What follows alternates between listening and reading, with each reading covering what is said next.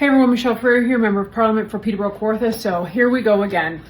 Trudeau, he just can't let go, and he's going to burn the entire building down with him when he goes. So finally, he sort of resigns, but he can't even quit properly. Prorogues Parliament, which means he shuts down Parliament, which means nobody can hold him to account. So he can go and do whatever he pleases, whenever he pleases.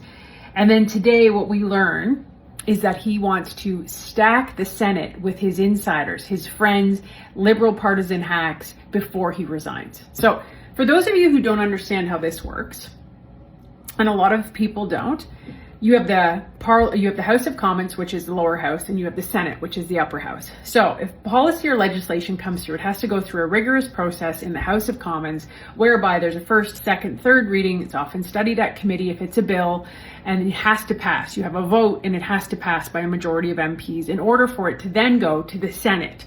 The Senate is supposed to be sort of a guardrail for Canadians. It was originally intended to be a guardrail to make sure that things weren't being passed with haste, but also that there was that third set of critical eyes on legislation to make sure that it was fair and balanced.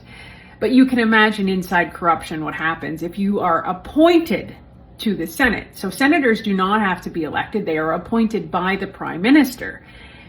And so you can see where the corruption starts to unfold, right? So he is planning on the Liberal leadership, if Justin Trudeau cared about our democracy, he would wait until after a general election when the Canadian people have given a democratic mandate to a new government. Instead, he's planning on filling 10 Senate vacancies with Liberal partisans who won't have to retire until they're 75 years old. 75 years old.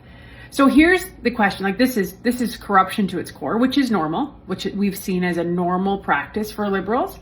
But here's where we're calling on you, and we're calling on the Liberal leadership candidates. The Liberals are in a leadership race. They're going to pick a new leader by March 9th.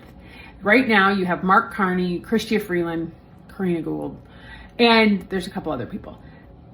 If they're serious, then they should denounce this publicly, because this is the most undemocratic thing that can be done. And if they're serious about democracy, and if they say they really care about listening to people, then they should be doing that right now. They should be denouncing it.